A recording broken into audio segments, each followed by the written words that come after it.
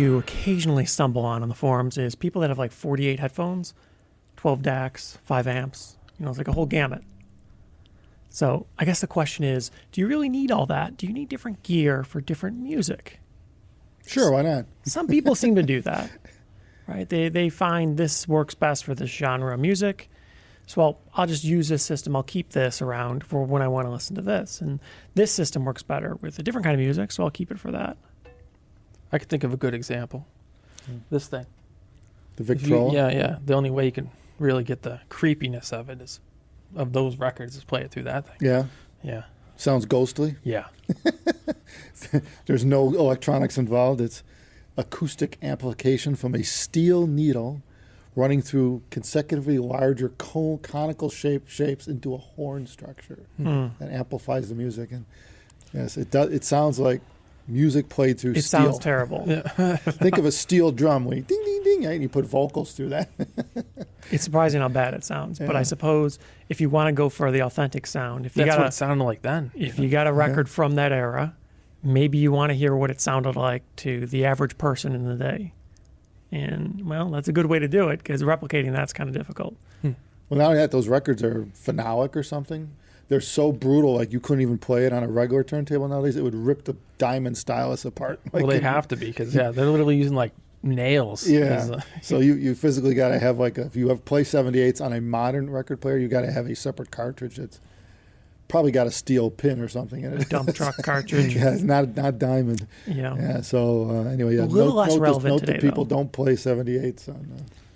But most people are streaming these days, or at least digital to some extent. So if you're playing digital, what's the point of having multiple systems, multiple setups? Do you need different ones for different music? Well, I get people. I mean, I think one of the questions, like people will ask us a lot, like, what amp should I use with these headphones? I'm getting Diana V2 or whatever, 1266, what I need. And typically, one of the questions I'll ask them, well, what type of genres do you listen to?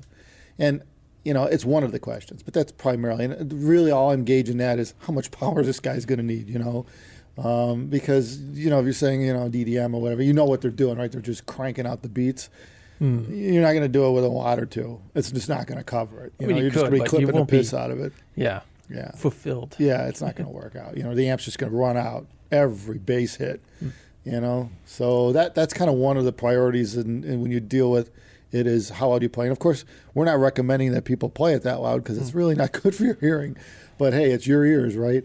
Bottom line is that if that's what you're after, and you don't want the amp to limit the dynamics of the driver, you're going to need at least a few watts into the whatever the headphone ohms impedance is, and so that's kind of like that's a starting point.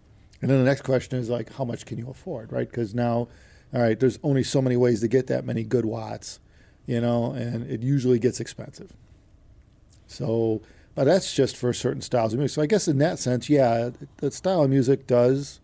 Now, most of the time, I get the answers I get when you ask the question is, I listen to everything. It's like, okay, well, then you need an amp that does everything. So here we're back to square one, right? Or you could have 3 amps. Yeah, or 5 right, amps. right. One for classical, one for jazz. Some people do that. Yeah, absolutely. Like classical, usually a lot of the recordings have a lot of dynamic range.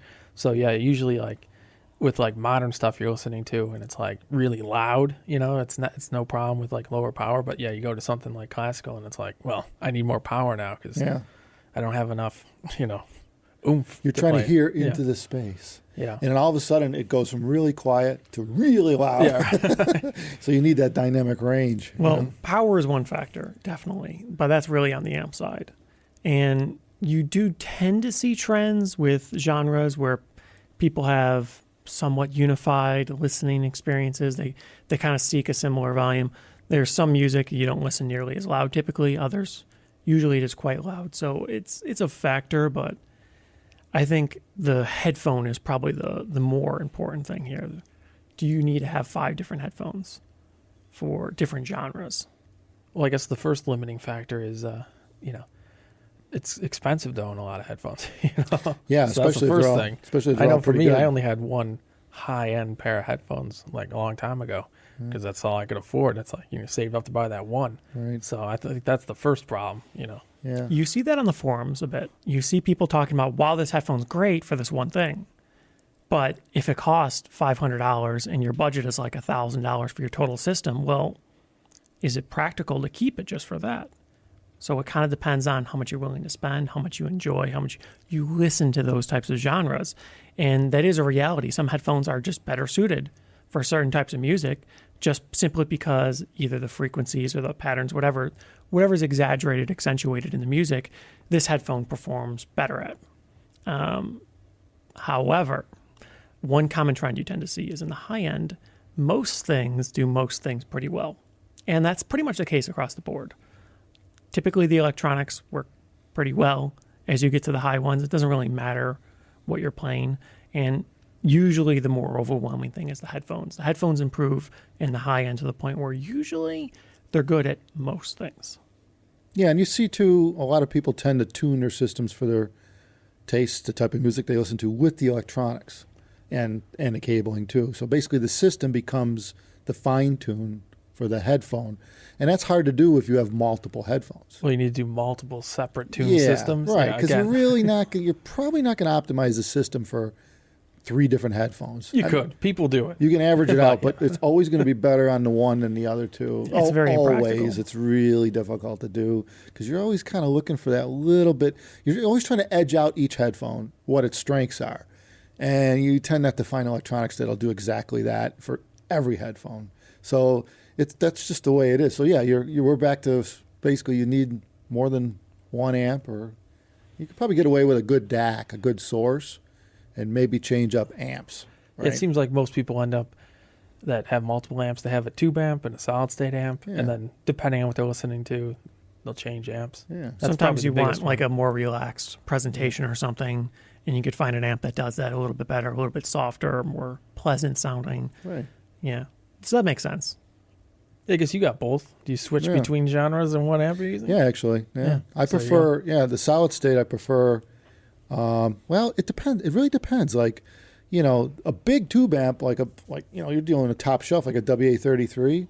I enjoy it with rock and roll a lot because it brings out the sense of space that's lacking in the digitized rock from the 70s and 80s, and tubes tend to do that. And it's not dull sounding or anything. You could change the tubes to kind of change the tonality to your taste. So, albeit an expensive thing, you're talking thousands of dollars for a tube set. But still, the point is it's tunable in itself.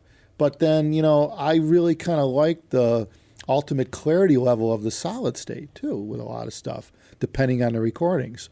So yeah, it's kind of neat to be able to just and so I have them both on the tube amp isn't on all the time, but they're both connected to the source, the DAC or whatever. And, I can just go plug in from one or the other depending on what I want to do, what I feel like that day. And so, yeah, it's kind of neat to have at least 2 that do 2 different things type thing, Yeah. Yeah, you wouldn't get a lot of the similar things. Yeah, that wouldn't really make sense. They're similar in a lot of respects, but they're different in others. And I guess it depends on what your experience level is in listening.